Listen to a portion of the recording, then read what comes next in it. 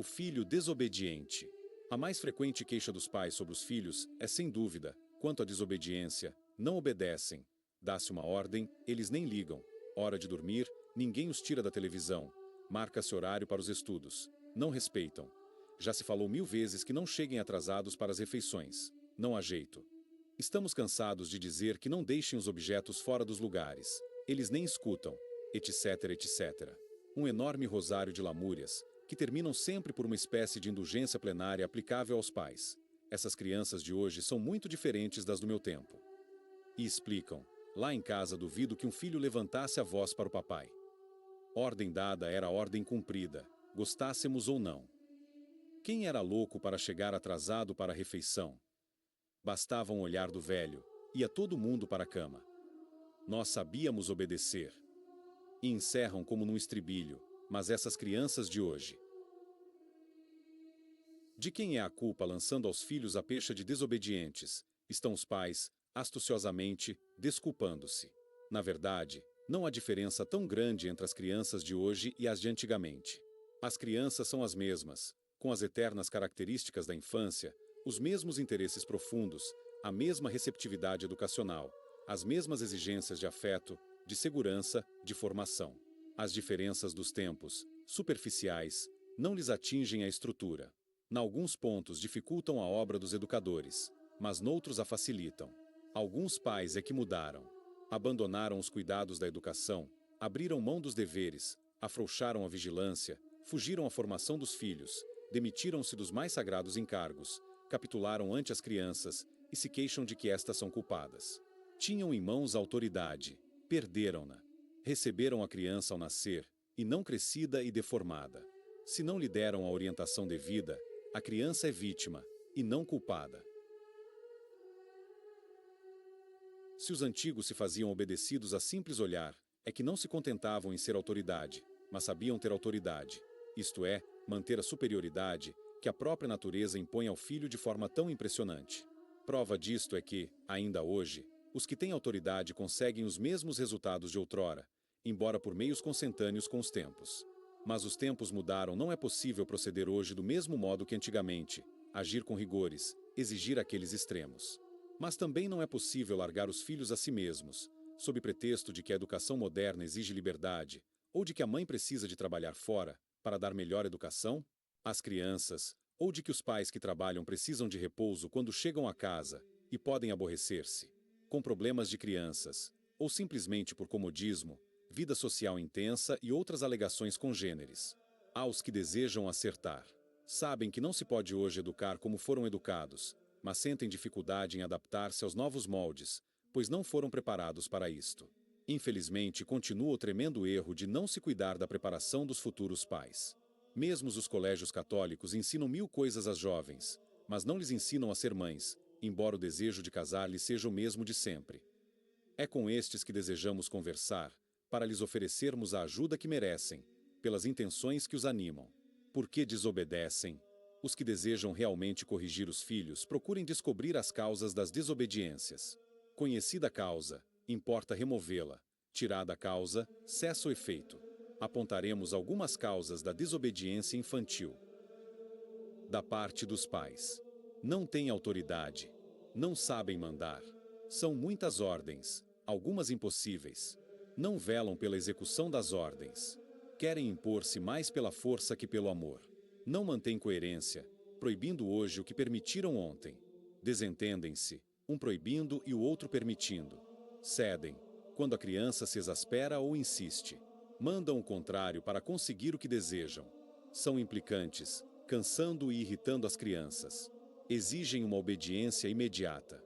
Querem levar a obediência em excessos, humilhando a criança. Não preparam os filhos para a obediência. Da parte dos filhos. Falta de compreensão, própria da idade. Fraqueza da vontade, que cede a interesses imediatos ou de ordem sensível. Hábito de fazerem o que lhes é proibido.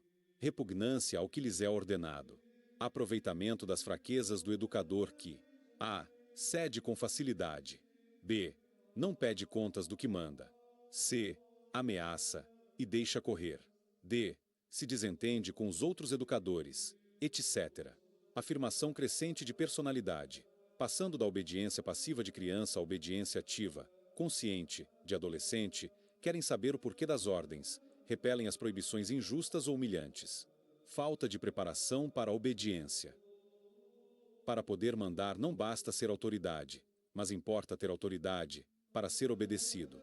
Ai das autoridades de quem é preciso dizer-se o que disse Cristo dos escribas e fariseus: fazei o que eles dizem, não façais o que eles fazem. Mateus capítulo 23, versículo 3. Acima de tudo, é preciso pôr-se em condições de mandar. Dominar-se. O educador há de possuir o completo domínio de si. Quem se deixa dominar de qualquer sentimento ou paixão, perde a capacidade de comando. Isto vai de simples domínio do temor físico, passando pela timidez ou mera indecisão, até chegar ao seguro controle das mais profundas e violentas paixões. Saber usar da autoridade é ponto de suma importância.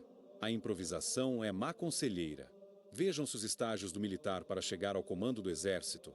Preciosa é neste aspecto a família numerosa, na qual os irmãos mais velhos, delegados pelos pais, exercem autoridade sobre os pequeninos.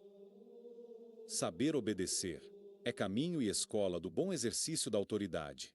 Só sabe mandar quem sabe obedecer. Este preceito dos pedagogos é reconhecido pelos próprios educandos. Citando John Ruskin, o grande Forster, Instrução Ética de la Juventude, conta que ele, discutindo com adolescentes de 14 e 15 anos sobre a obediência voluntária, propôs como tema: quem não aprendeu a obedecer, não sabe mandar. Os jovens frisaram não estar em condições de dar bem uma ordem que não experimenta em si as reações que ela provoca. Conhecer o que manda. É preciso ter experiência do trabalho pedido, do sacrifício ordenado, e lembrar-se do que lhe custou aquilo na idade que tem agora os filhos. Hoje nos é fácil, ou não é, passar uma hora calados, ficar sentados sem mudar de posição, o próprio reumatismo ajuda. Hoje fazemos tranquilamente serviços que nos despertavam repugnância aos 12 anos ou 15 anos. Um educador não pode esquecer que já teve a idade que tem agora seus educandos. E se esquecer, perdeu a capacidade de educar. Conhecer os filhos. Só quem os conhece pode lidar com eles. Há as características gerais da infância e da juventude, com suas diferenças de idade e de sexo. Mas há também a psicologia desta criança. Não existe a criança teórica, ideal, de livro. Existe a real, viva, com a qual vivemos, que ouve as nossas ordens, que tem essas e aquelas reações, com tal temperamento, e que o educador deve conhecer muito bem para se lhe poder adaptar.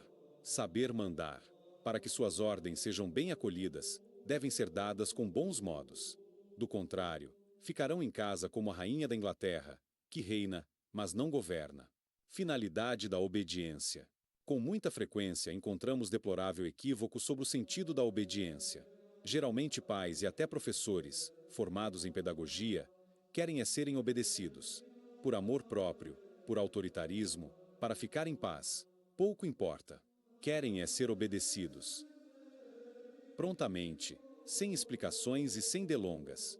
A verdadeira obediência é aprendizagem do domínio de si, fim da educação.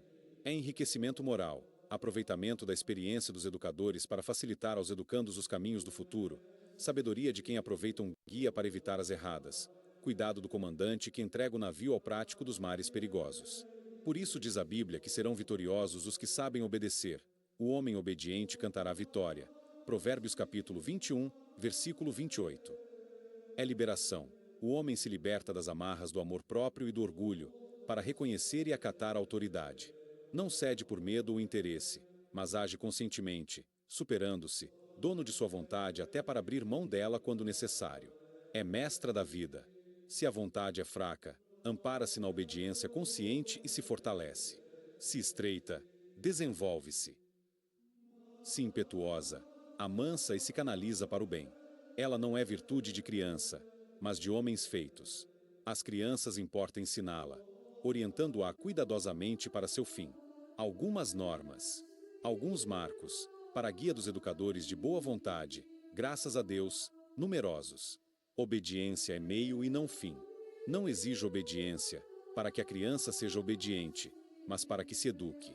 Adiante mostrarei que o fato de ser apenas obediente constitui grave perigo para o educando. A obediência se orienta para a educação, ensina a criança a usar bem da liberdade. Vai afrouxando, na medida em que o educando cai aprendendo a orientar-se sozinho.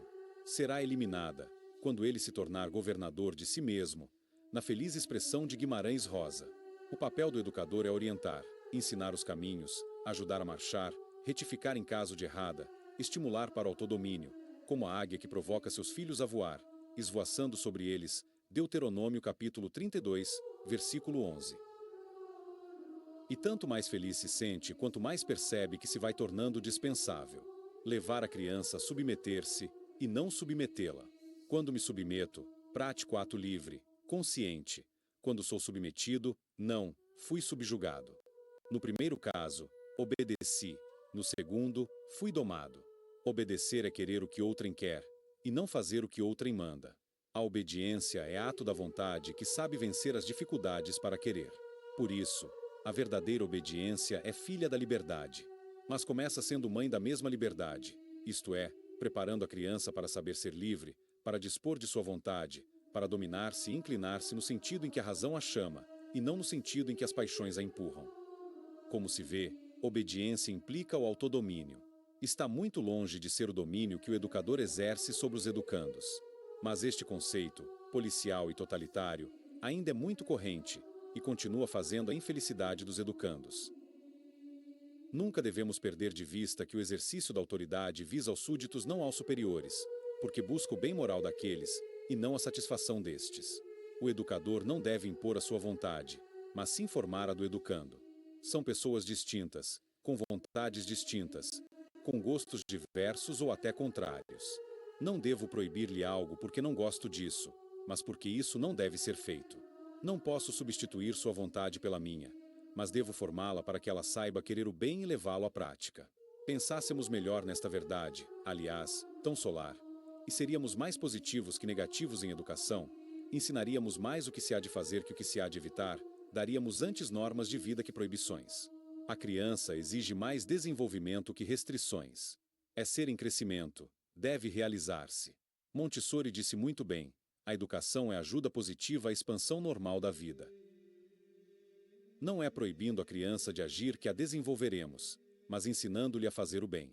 Nosso papel é canalizar-lhe as energias e não reprimi-las. É apontar-lhe os caminhos e não impedir-lhe a passagem. É ensinar-lhe a querer e não a não querer. É dar-lhe meios para realizar-se física, sentimental, cultural, moral e religiosamente, pondo-a no caminho do homem integral. Não é dizer-lhe, fica quieta, mas dizer-lhe realiza-te. Não é cortar-lhe as asas, mas ensinar-lhe a voar. Trecho do livro Corrija o seu filho, Monsenhor Álvaro Negromonte.